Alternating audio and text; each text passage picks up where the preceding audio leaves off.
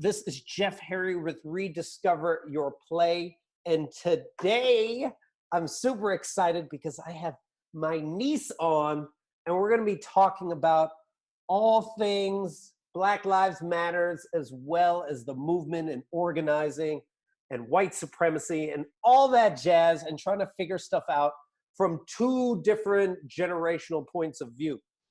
Alaine, can you introduce yourself? Yes, hi, I'm Alaine Farin. I'm a filmmaker. I just graduated high school. I'm 17 years old.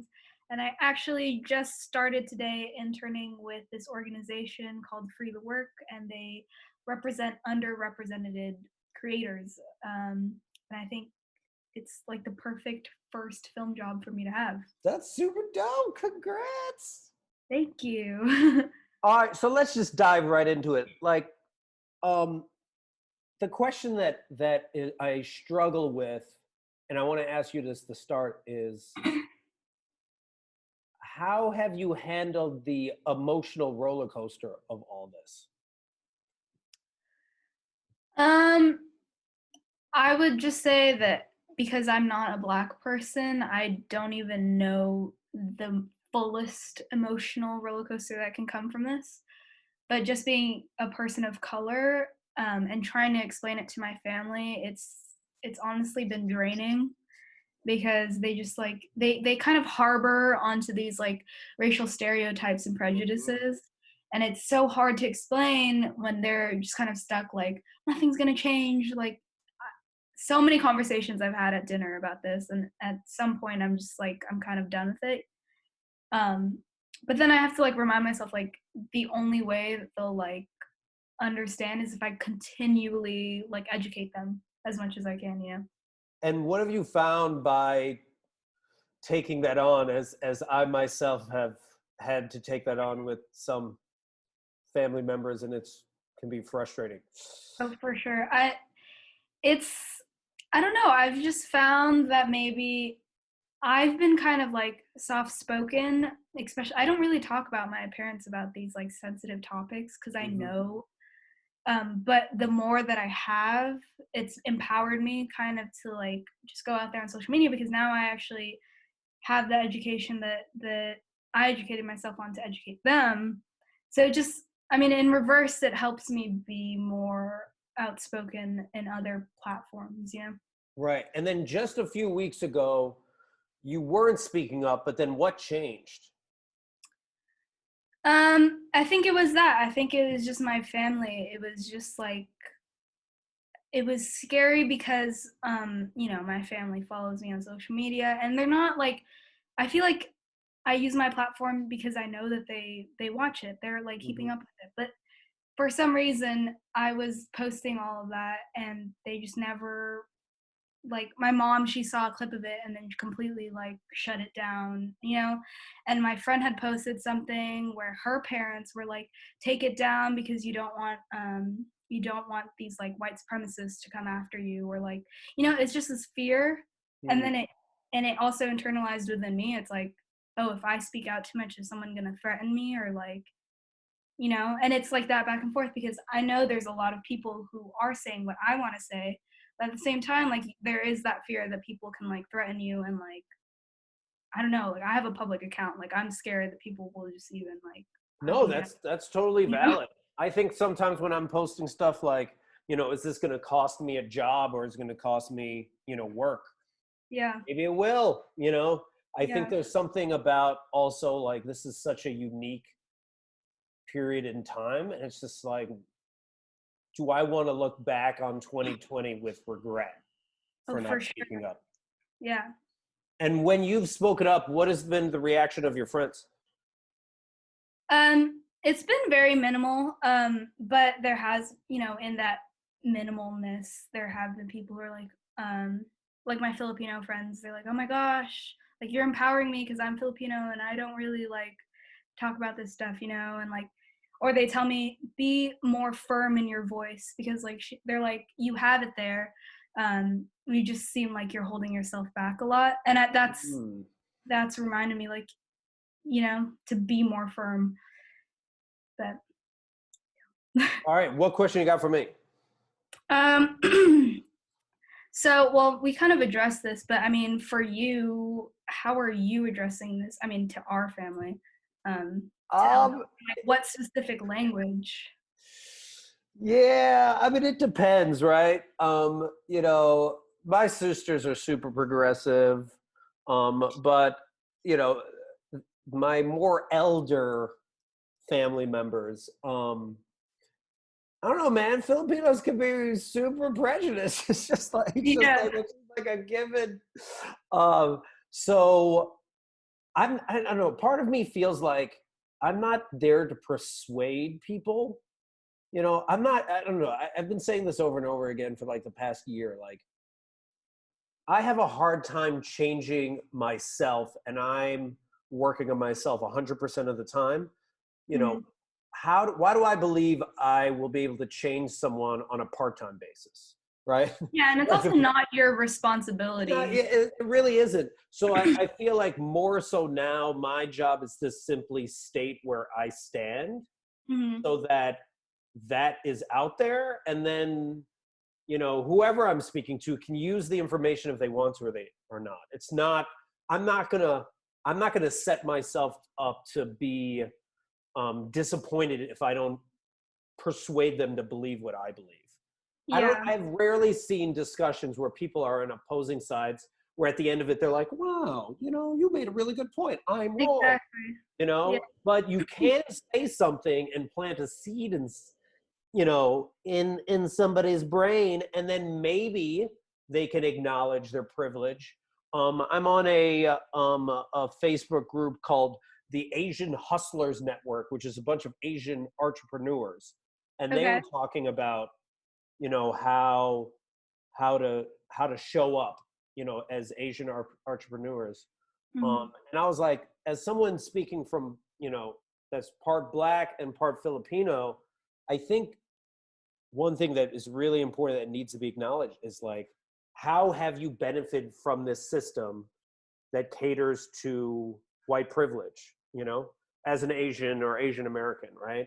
Mhm. And if you have benefited, what are you willing to give up? Because at the end of the day, like, that's the conversation that has to be had, is like, is the powerful willing to give up their power? And right now, I don't think they are. So, what then are you willing to give up as a convenience to change this? Because everyone has gonna really have to question their privilege, including me. I still am a man, so I do have a significant amount of privilege. Um, Yeah. you know, so how are we going to recognize our privilege, and what are we willing to give up?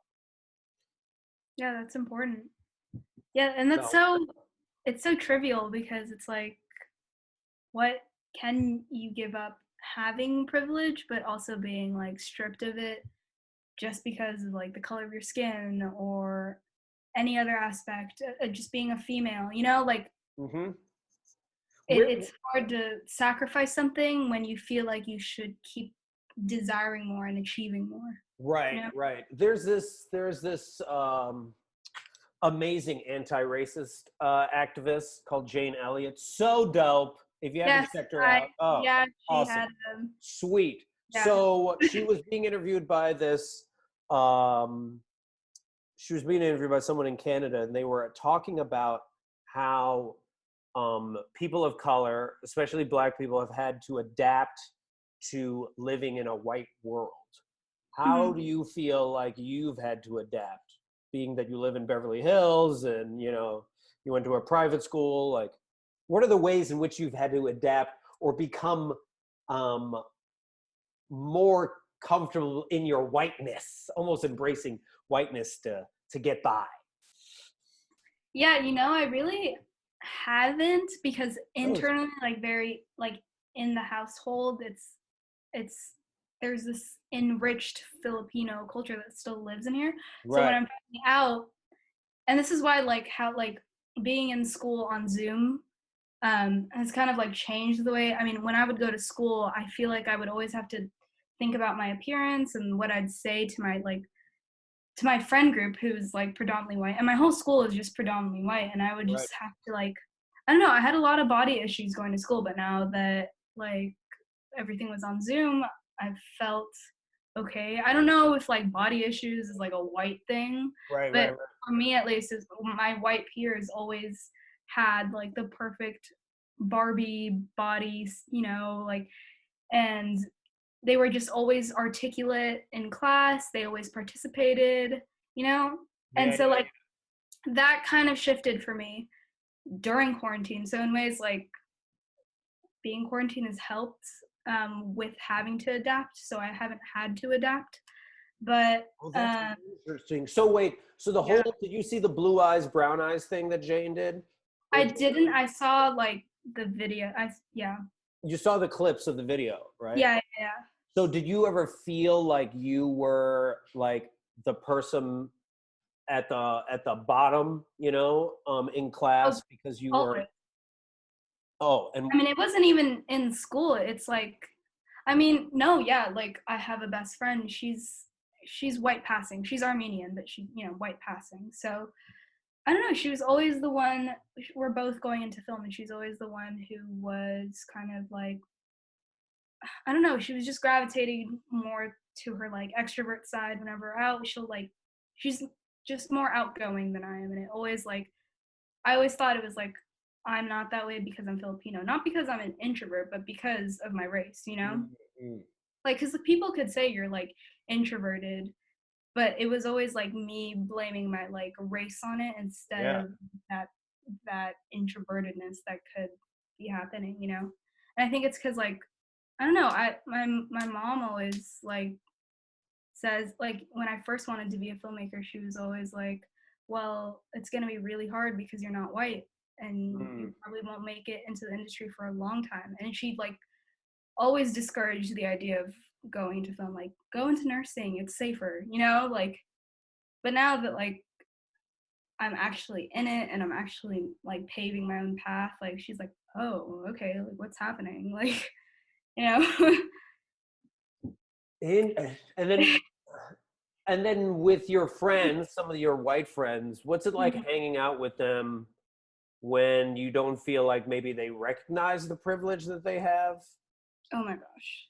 It's just like fully frustration all the time. I think my sophomore year I had found myself in just a white friend group, you know, and it always was like offensive to me because it was like they tried to defend the fact that they were Hispanic in front of me, which I'm not gonna discount. Like I fully validate you and your heritage and whatever, but it's like when I feel like whenever I had the chance to introduce myself, like, hey, I was born in the Philippines, whatever, they'd be like, yeah, yeah, yeah, I'm like half Mexican and like, and not acknowledge their privilege in front of me. It was just kind of like, why are you trying to like steal whatever moment this is for you? Right, right, And right. like, Oh my gosh, yes, yes.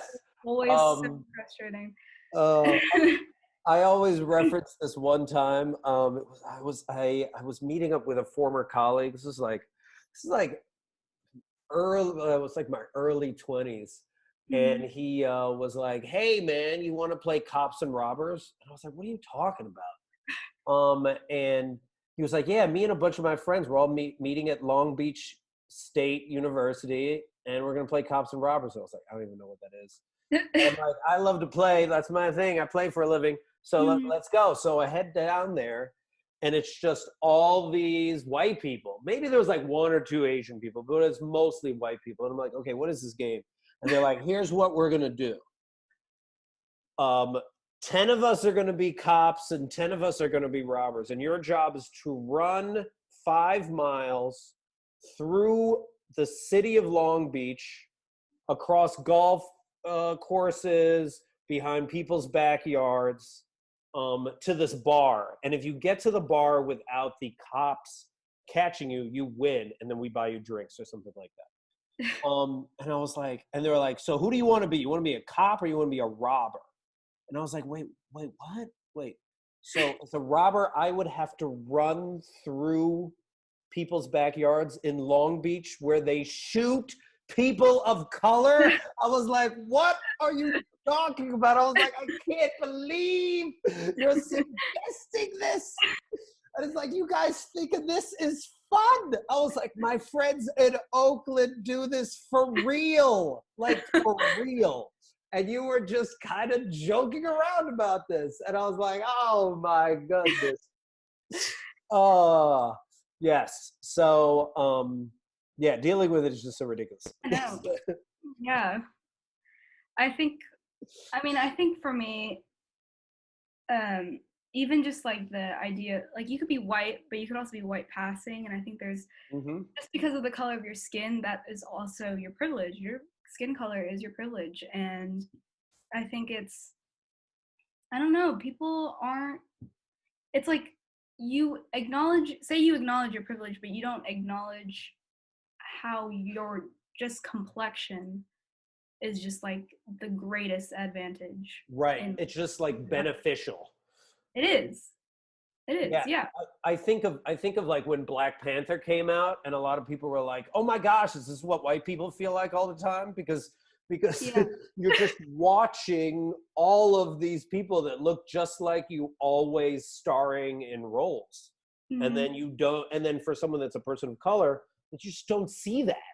So that when Black Panther came out, and other films that like represented people that looked, more like us, then it was like, oh man, this is amazing. And a lot of white people were like, I don't understand. What's the big Yeah. deal? It's just a movie. It's not that big Yeah. of a deal.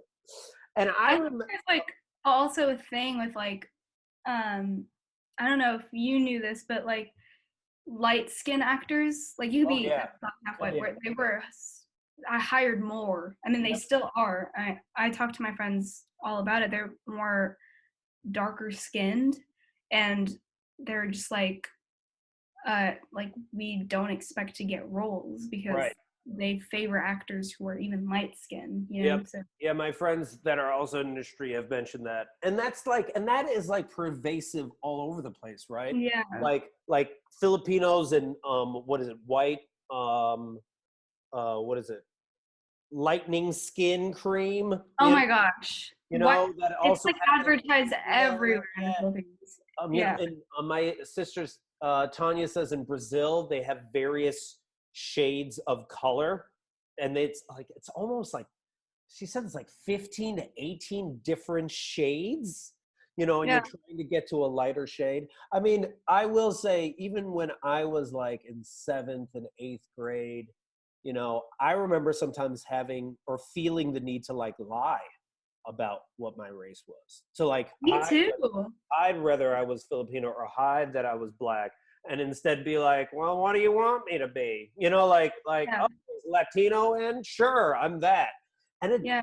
you would carry such shame afterwards, and you don't really realize that you're doing that at such a young age and what that effect can have on you. But I think that also then prevents you, kind of almost stunts your growth in like figuring out who you are, because you've spent so much time trying to assimilate, to get by.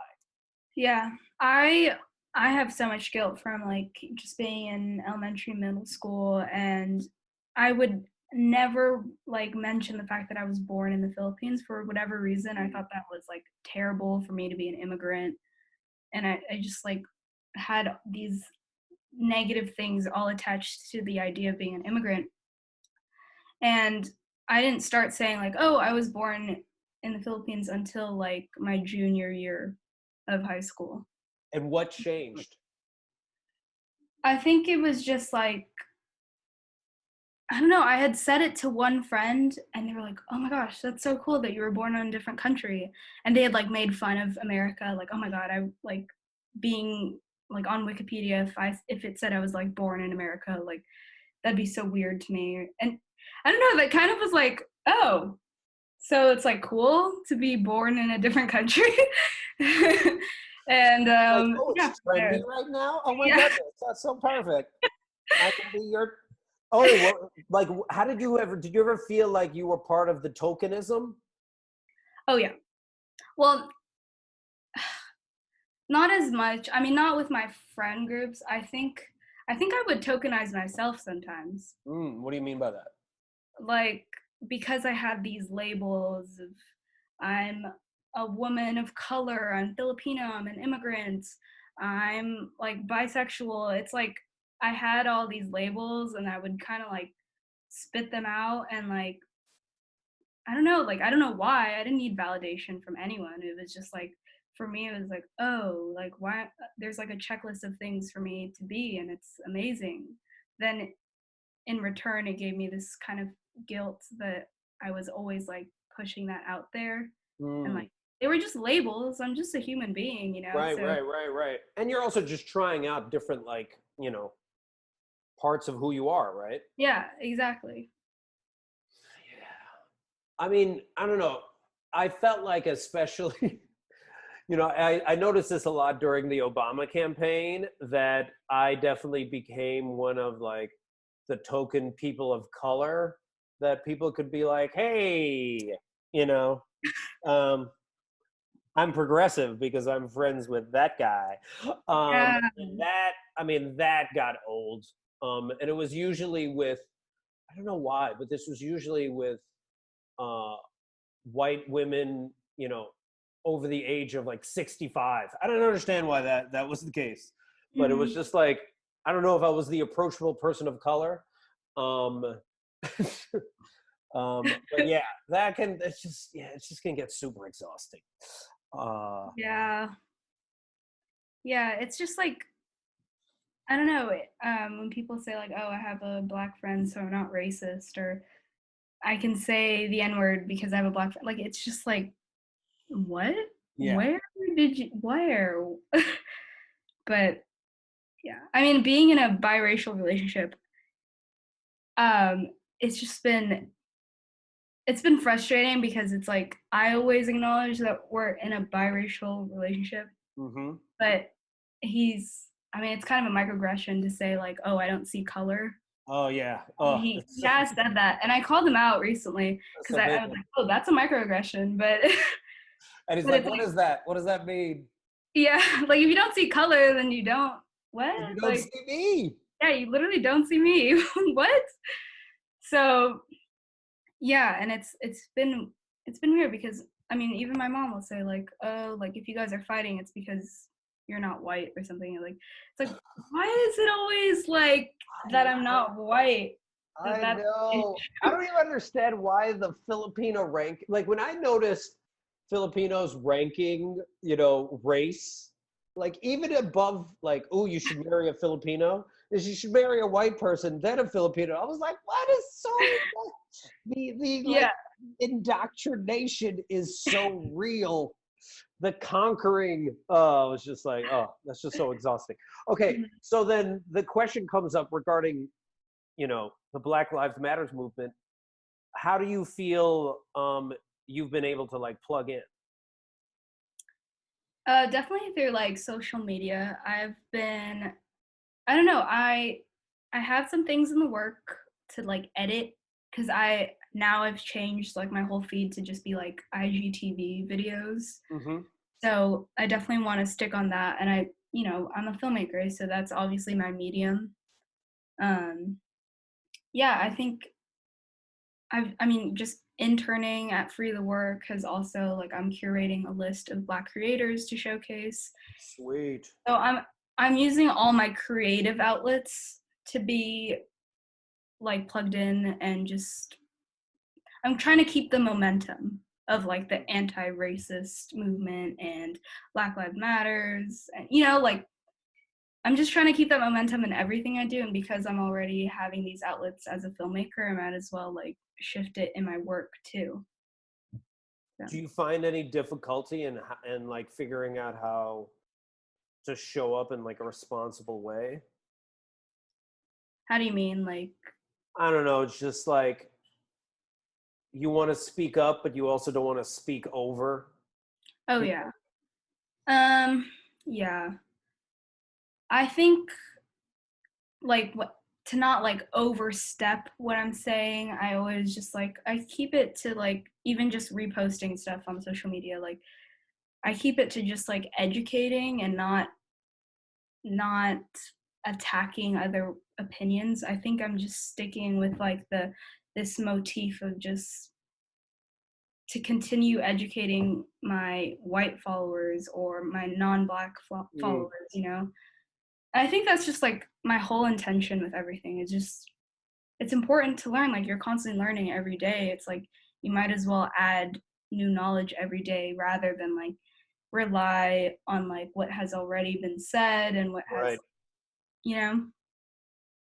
And like, yeah, like, yeah, I even how I've like cut videos, because I feel like that's been what I've spent most of my time doing to like try to support,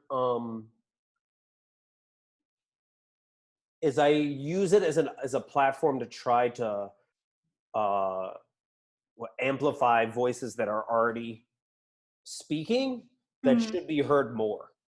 Like Yeah. the video I just cut was just like showed like 3 really powerful clips, and I only took like snippets of those clips, but those are the people that should be amplified right now. So I think it's also important that your like your headlines or titles for your videos are also very like they're kind of like not I don't know if like triggering is the right word, but like the way that it's just like phrased, it's like, oh my gosh, like what is he saying? Like you had posted something, I forgot what it was, but it just like the title of it for some reason, I was just like, wait, is he like on the side of like of like white people or white oh yeah, I supremacy? was it the looting one? I think so, or something That was else. the Yeah, looting because one. but yeah, no, but the point is like for something to be that like captivating and like I would definitely watch something that would give me the opposite of like what the title is saying.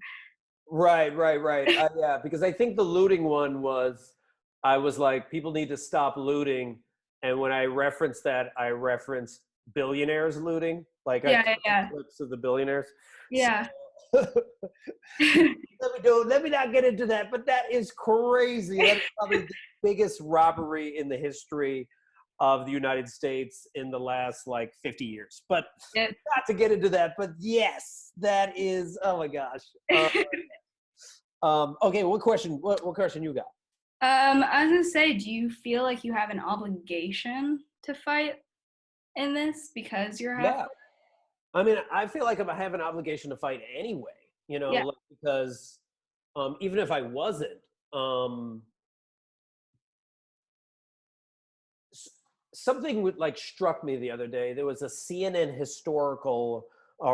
historian that mentioned that the last time this many cities were protesting at the same time in the US was 1968 when MLK died, when he hmm, was assassinated. So it's like, yo, this is, if there's no time, as this would be the time, yeah, and there's, and now you're seeing like so many other countries, also speaking up, and you just realize, like, what if I just sat on the sidelines? Don't even know what I could do. I mean, up until this point, all of the videos I've been cutting have been like humorous, dumb videos about the quarantine. That's all it was. And yeah, then I just couldn't continue to make those as soon as this went down, you know? Like yeah, even before George Floyd died, like the whole Amy Cooper thing made people, you know, and then the runner Ahmad, who also got like killed or lynched, as one would, potentially describe water, it. It's just like, you can't. I can't like show up inauthentically, you know. yeah, So yeah. Like people who are on the sidelines of this, like I just can't imagine how.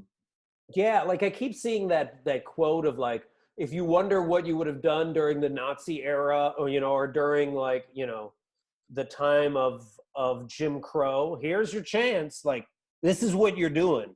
And Yeah, like I could only binge watch Netflix for so long before, you know, I don't know. There's this Elizabeth Gilbert quote that I really love, where, you know, the only time she's seen people go through a personal transformation is when they're willing to call themselves out on their own bullshit. And it's just like, what are you going to do, Jeff? yeah, You know? if you're not gonna, if like, because at one point, you know, I have my mom as well as other people I know that I see a lot that have they're immunocompromised. So I felt like at first I couldn't go out to the protests. So I was like, if I'm not going to the protests, what am I gonna do? Like, I got to do something. And I was on a podcast recently where I was talking with someone else about art activism, and it was just like, just create something, you know, create something to amplify other people's voices, as well as state that you don't tolerate this BS, dude. Like, it's just so much bullshit. So Yeah. And if you're neutral, I definitely believe that you like definitely take in the side of the oppressor. If you're just like, right, you're complicit, which yeah, then ties in with the question I had earlier, which is just like, how has someone, like, that would be a question I would ask for, you know, my white friends as well as yours. How have you benefited from your privilege? Do you even recognize the ways in which you've benefited? You yeah, know, like, I don't know, if I was a white man and I had to acknowledge that I might have gotten into a college because I was a white man, I got in a job because of a white man, I got a promotion because I was a white man. If I had to like acknowledge all these things, I might have a mental breakdown, because it'd be like, did I not earn this? Well, I worked really hard. That doesn't say you didn't work hard, but mhm, you do have to acknowledge some of the benefits that you got, that maybe you got hired on at a really dope job because the guy that hired you looked just like you. You know, you see that all the time in the tech world. And you're like, at this point, seriously, do we have this few people of color? Do we have this few women in tech in leadership roles? Like, come on, man. yeah. Like, this is ridiculous. Just own it.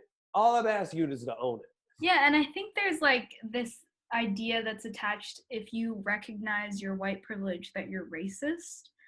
Like when it's not always that case, that you could have white privilege, you don't, that doesn't mean you're racist. You just have to like acknowledge it. I mean, I think that's why some people are afraid to like say like I'm white, I'm privileged, because to them that may speak like, oh, I'm racist. Like might as well add that, but it's just not the case at all.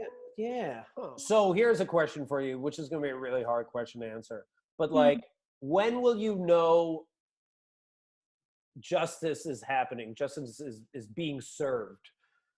Yeah, I had seen that. I saw you post that as the first question, but no, I was gonna say that justice is already being served. It's gonna be served every day. I mean, Minnesota, I think, just disbanded their police. Hmm. I mean, That's huge. that's huge, and it's like the idea of defunding the police is circulating, and it's actually happening. Like LA just decided to take a couple million out, I think it which was like 100 million out. yeah, It's like crazy. 100 to 140 million. And you know, like it's happening. And that's why it's like my mom, she's like, well, change isn't happening. Like, what's happening? And I'm like, justice is happening. I mean, it's not like, it's not going to be like the full package. Right. There's not like a certain day where it's like the full package of justice, you know? It's like, it's happening in little steps. It's like little moments of justice. And I think that's like that's the most important thing to remember, is that like none of these protests are like going down without nothing, you know? So then an ignorant question I would ask that I could hear someone asking is like, well, when do you think like racism is going to be over? You know, Oh yeah, yeah, when are you going to be satisfied? That's a question. I don't know. I personally don't think that it ever will. And it sounds very like pessimistic, but honestly it's not, because I think that just as long as we reverse the narrative into like into seeing these racist people, and they're terrible people, but for some reason we keep uplifting them in society in whatever way we can. Like if we reverse the narrative to make racism just so, I mean, it already is very terrible, but for some reason it's just not clicking with Yeah. some generations and with some communities. So I mean, I feel like you just have to like there's like specific language, there's a specific maybe psychology to this where it's just like changing racism into the lowest thing of life to like ever exist. I mean, I Mm, would say that it already is, but for some people, they really need to like understand that narrative. true. And I will also say, like, especially in movies, they love to create this caricature of the racist white person as this extreme, like, I'm from the South, and all these, like, Yeah. just like stereotypes, when in fact, as bad as like an overt racist person in law enforcement, there's also a certain level of like liberal racism Oh, for sure. that is more of the get out type racism that I think can be as dangerous. The people that are like, I would have voted for Obama for a third time, but I'm not willing to give up my power. And that's the part that I feel is really important Mm. to acknowledge, because you have a lot of people that claim themselves to be liberal, but not liberal enough to look at their executive board of their nonprofit organization or their company and be like, we need to step down, so we should put a person of color in my position. The Reddit CEO or the Reddit founder did that, Yeah. but he also is married to a black woman and has a black kid. Would a Yeah. white person be willing to do that? Would you be willing to, like, give an opportunity to someone, and give up some of your power? Like, that is a question that, until I see that, I don't think we make the progress that we need to make. Yeah. I think like it also goes, it's just so frustrating to me because it's not, I normally like don't see the political, I mean, I do see the political side, but when I just think of it just generally, I feel like it's just like on a very human level, it's just like, it's kind of very ridiculous to like kind of judge or profile someone just because of the color of their skin. And it's like, if you're liberal or conservative or Republican or what give you, it's just like, okay, like let's strip those political sides and opinions, but like why isn't it understandable on like a human level? I Like a think part I think human part of it race is because I don't think people being. realize the level of indoctrination that has happened over, their lifetime. Mm, Like, if you watch local news, you would think that people of color are dangerous. yeah, Like, that is just the narrative that that media consistently communicates. Um, sure.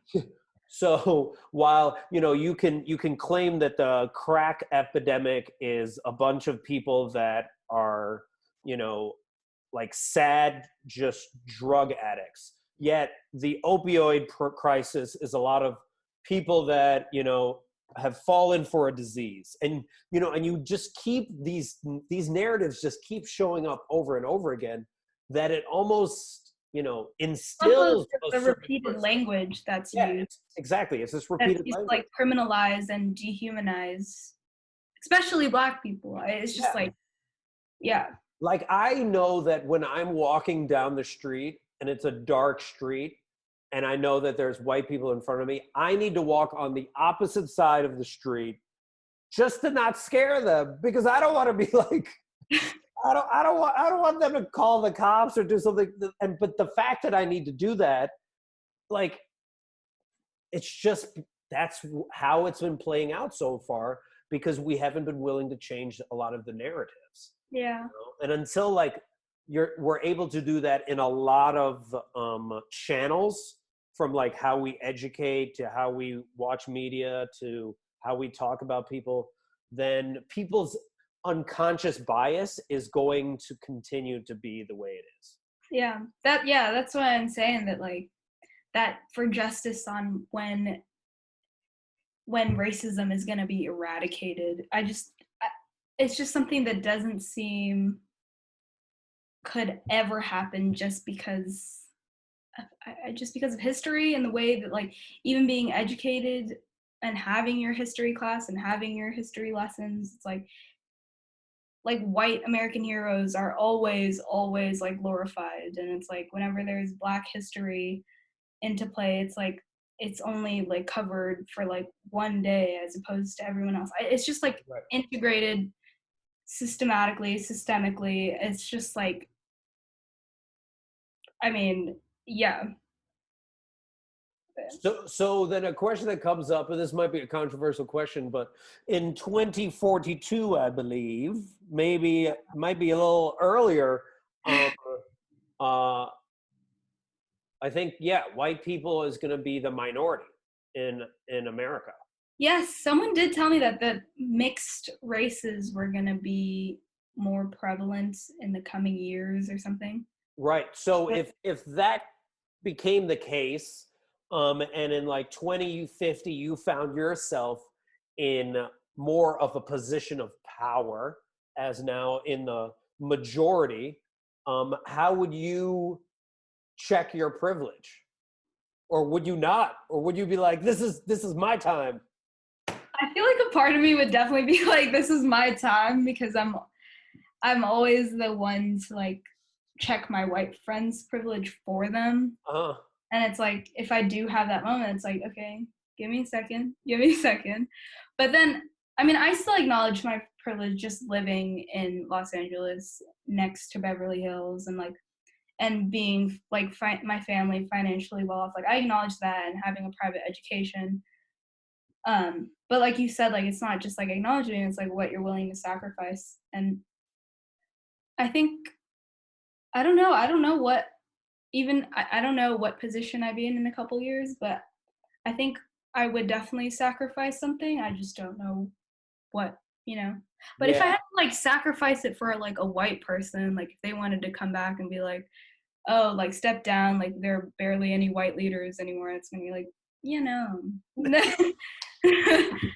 You I know? I remember once I was hanging out with somebody, it was just a friend of mine I was visiting, and we were in Atlanta, and we went to hang out with her friend. She was this white woman, and she said, oh, what did she say?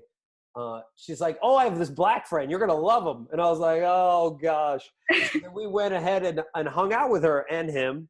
And he happened to be Nigerian American, and he had a lot of other Nigerian friends. So he was like, oh, well, let's all hang out. So we all hung out the whole night. And she became the only white person amongst all these people of color, right? And we were just having a good time, and I don't know, she seemed like she was out of place, and she seemed like she was wanting to have attention, but we weren't giving her much attention. And at the end of the night, I clearly remember her. We were in an Uber, and she starts crying, and her friend and I were like, what's wrong? And mind you, there's an Uber driver right there too. And she's just like, this was such a tough night. You know, like, I don't think you understand what it's like to be, the only person, that's different from everybody else. And I just looked at him and I was like, you gotta be kidding me right now. I was like, oh man. So yeah, you're right, man. If I was in a position of power and someone was like, there's not many Caucasians that are part of the leadership team, I'd be like, oh, you had your chance. No, yeah, I just had a previous internship, and we were supposed to pitch this project, and there are two teams. And the second team, it's a all person of color team, one that I wanted to be on, but unfortunately was randomly selected. But anyways, they eventually made the project. They were like, we wouldn't produce this project, and they were like, why? And they're like, it just seems like an all-white story, and it was so nice hearing like a group of people of color like call out a film for being too white centered, or just, yeah, just like too American and uncultured, And so I don't know, it was like pretty dope of them to like take that alternative. Like no one had thought about that. Like that wasn't even going through anyone's mind. We definitely just thought from like a business perspective, like money and budgeting, whatever. But these people are like, to us, it matters that we're producing something that reflects who we are. Right. You know, and it was just like, they were like, we're people of color. Like, why would we produce something that's just white? Like, that's just like entirely a white cast, entirely like a white story. And it was just so important because to say that, because they were talking to actual executives about this. Of course, it was just like a practice one. They were talking to real executives, and I was like, this is great. who can say this? Yeah, because I mean, when you think of like those horrible movies, like The Last Samurai, which was a white guy, you know, Yeah. and The Last of Mohicans, which was a white guy, you know, and Matrix, which was a white guy, and it's just like every like Avatar. Oh, it just happened to be a white guy. No, wait a minute, that was come on, man, yeah. Each and every time, it's like, dude, this story's been done. Like, can we get Yeah, some? and I'm like, why is there still an audience for it? Well, think about it. It's because, and I'm indoctrinated as well, right? I enjoy those films. You know, Yeah. No, I'm totally complicit to I that. want to watch Bruce Willis save the world. You know, in Armageddon. But you know, like it, like even when people suggested, well, what if Idris Elba was James Bond? People like freaked out. They were like, no, James Bond's always been this white guy. How it could never be? It could never be anyone else. Yeah. You know, or Spider-Man was going to be Donald Glover. They're like, no way, there can't be, no. There can be a black Spider-Man, but he can't be the first Spider-Man. And it's just like, oh my gosh. Yeah. It's like we've all been indoctrinated to like support a certain power structure. So it's like we have to call ourselves out on our own. For sure. Yes, which is really hard because I don't even know sometimes when I'm doing it to myself, when I'm even putting my own like hate towards myself. Yeah. Have you figured out how to do that? No, not at all. I'm like, I feel like it's just like, I don't even know how to describe why we do the things we do and we're not always like, I don't know. It's just, I don't know. I can't figure out for myself. So the question I have for you is like, when you look at my generation, right? Like the Xennials, you know, I don't know if they're Gen X, but you know, people that are 20, 30 years older than you. What do you think of when you look at who we are and whether or not we've helped to contribute to the racism or helped to alleviate it, or both? Yeah, I've had experience talking to like both. I don't know, it just kind of depends. It always like just depends on the demographic that I end up conversating with. It I mean, I was talking to my stepbrother and he had all these like kind of they were just not hopeful and they were not like supportive whatsoever of like Black Lives Matter. Like he wouldn't even acknowledge or say black or Black Lives Matter or something. It was just always like a callback to like, well, what about the police? And you know, like Yeah, just deflecting. yeah, deflecting. And so it's I don't know. I feel like because I'm Gen Z, I always talk about this in every conversation. I think our generation is just the most progressive because of social media and the way it's like very much impacted everything we do. I mean, we rely on it for anything to like everything literally. We find out businesses and we find out people. It's literally our whole thing now. Like we probably don't even have to go to school. Yeah. Yeah, people who like are social media influencers, they probably like some of them drop out of college or high school because they have it all there right in front of them. It's so easy to like have a living off of social media. But because our generation does have that so accessible and we're so ingrained to understanding how every platform works, I think that when I do have people who who do deflect what I say, I think it like they also acknowledge like, well, she knows what she's saying because she's all over it. She Mm, knows it. She's literally at like the front lines of it because I mean, literally it's at my fingertips.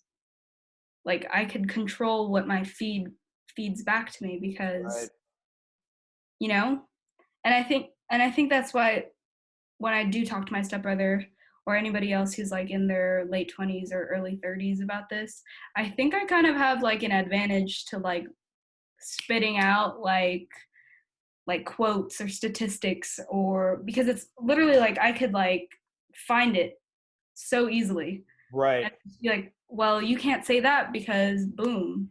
Like, Do you know, you do you feel your generation has had to go through harder times than like our generation, or it's just different? Because being that you were everyone goes through their own type of hard times. I right. think I could say yes because we didn't have a graduation that honestly like to, to some people graduation doesn't even matter. But I think for me because I had an American education and my parents were always like, well, you go to school in America, like that's a huge opportunity as it is. It's always been important to me to have that. And so it was like unsettling news to receive that I wouldn't be at my school anymore. But I think that we like there have been worse times, and there have also there's just been like hard times in no matter what era, no matter what generation. It's always just like it's like repeated history or just new difficult things that are happening. So then what makes you optimistic? I think I mean today since this is my first day as an intern for this very amazing company, that was what made me optimistic because like I said my mom said that I wouldn't be able to even make it in the industry Mm, because I'm not white, and mhm, so it wasn't even about proving it to her. Like I did this on my own, like that's proving it to myself. mhm. um but it just makes me optimistic to have like my first job be something that I've always manifested, and that's to like help people who are underrepresented like me. And and that's my first job in the industry. Like that's amazing. That's what makes me optimistic is to have these opportunities to help myself and to help others who are like me, you know? Hmm. Okay.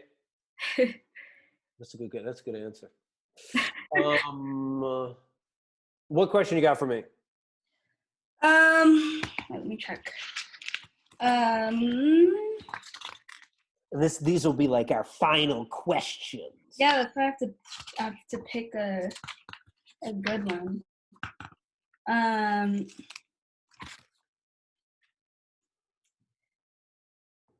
Give me a second. I want to talk about something that we haven't talked about yet. I got a Uh, question for you if you're still thinking. yeah, I am. Maybe I So can what do you hope to see not only from the Black Lives Matters movement, but just, you know, progress when it comes to racial injustice? What do you hope to see in like the next 5 to 10 years? I just think the inequalities and discrepancies need to be fully extracted. And it plays a lot into the way that society is built. I mean, I just found out that there were like 3 highways in South LA, and that's because for people for when the highways were built in LA, they were only made for like white accessibility to get to their Mm, jobs.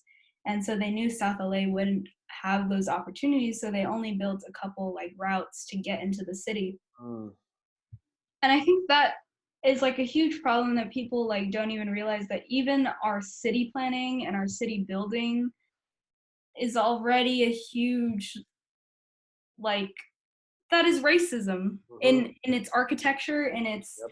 planning. Like that needs to be fully like extracted and just reframed and restructured. I feel like the whole society needs to go under this like this pause. I mean, quarantine is the pause. I feel like we should have, if this Black Lives Matter protest happened early on, and it's still going on in this pandemic, we could fully restructure the society if we want to. Just be like, people stay at home, let's talk to our governments and like restructure it so it benefits underrepresented communities and communities, poor communities, like just not the white communities. I feel like it's all very filtered through this like white funnel where it's only going to benefit the white people. And if we took time to restructure and actually see that.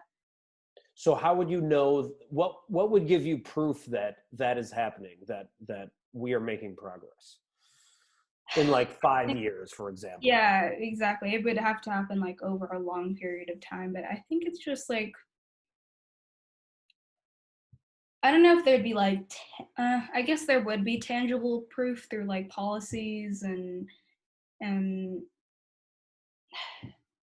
and other reform in budget and city design. But I think it'll take a long time. But I think once and it will get there, because I feel like this won't stop until it does.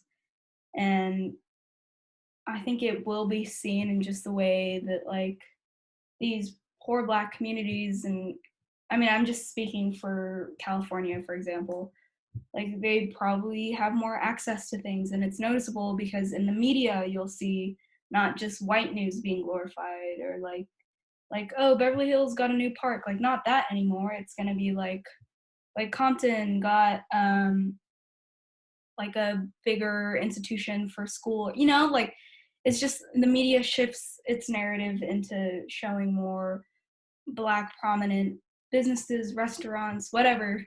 And it's just more focused on people who we've kind of neglected for so long. Still. I would feel there's progress being made if the actual discussion around defunding of the police actually was carried out through actions, and whether certain police departments were, if not dismantled, just redesigned, and much more funding was going to social services, and you had more like social workers playing some of the roles that police typically play. That would be some progress I would love to see, especially in a lot of cities around the country.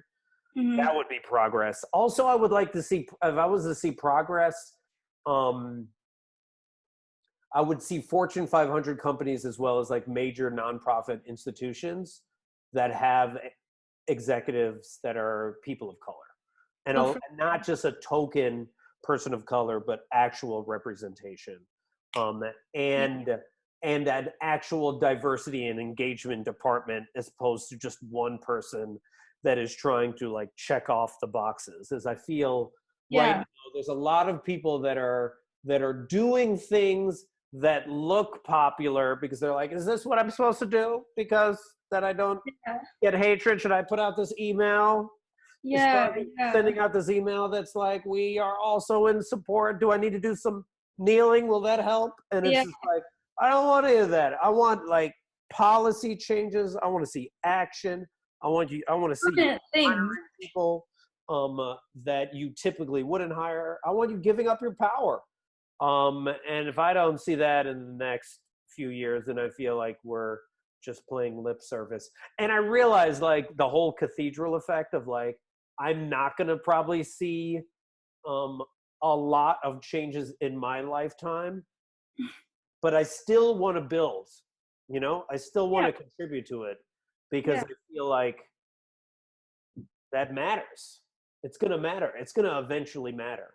Yeah, I've been discussing like with my friend how to keep this momentum, because we do see some people who are kind of like not maintaining this momentum. Like they can repost and whatnot, but then they'll like go away for a couple days. I mean, I myself, it's the protests over, I'm kind of tired. It's been exactly. Kind of like the pandemic, where they're like, I'm a little bored of the pandemic. Can we just stop it now? And you're like, exactly. I was gonna ask you, being that you're in the realm of like positive psychology, when you come up with feelings of like anger, anything that's negative, how do you kind of like flip that or like take that on? You don't flip it. You own it. Yeah. You go you go exactly through the emotion. You know, to like a lot of people think that positive psychology is focused on being positive when it's like, no, it actually isn't. It's actually focused on how do you actually notice the patterns in your mind, notice the neuroscience around your mind, Mhm. and address it. Just be aware of it. Like, I'm angry. All right, let me be angry right now. Let me actually carry out this entire emotion by expressing it, and then I can move on to my next, to my next emotion. I think Yeah. a lot of times people forget that you usually carry an emotion from like 3 to 9 seconds. That's it. That's all as long as you carry it. But what we Mhm. do is we run it in our heads over and over and over again. And to Yeah. actually push those emotions down and pretend like you don't have those, whether that's shame, guilt, anger, sadness, it just will fester in another way. And a lot of times it festers in a physical ailment later on. There's a lot of people, they talk about this where if you're not being your authentic self and you're not really owning up and speaking to your truth, and you're really like pushing that stuff down and it stresses you out, it can create like an ulcer. It can create other stresses all over your body because you know that you're not being true to yourself.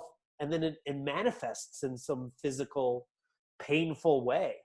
Yeah. So I say, you own your emotions, and fully live through them, and then just know that you should be leaning on your friends so you can express them. Yeah, that's what I would say. Yeah. Oh man, this was good. Like this was good. Any other questions you have? What are your Um, final thoughts? Because what's so fascinating is, um, imagine if we pull this up in like 5 or 10 years I and watch. know. What would you say to your future self if I they don't were know. watching this now? Yeah. Hello. Um, I don't know. I've always written like future letters to myself and I forget what I put in them, but I think it's something along the line like I hope that you're happy. Mm. Um and it's just as basic as that. It's like I hope you're happy and the people you surround yourself are happy. I think I would say to my future self, I hope you showed up during this time. And I hope you're proud of how you showed up. And that in some ways, what you did during 2020 has not only had a huge effect on your own life, but also has had a massive ripple effect on many others. Woo! Devin. This has been enjoyable. Thank It you so has. much.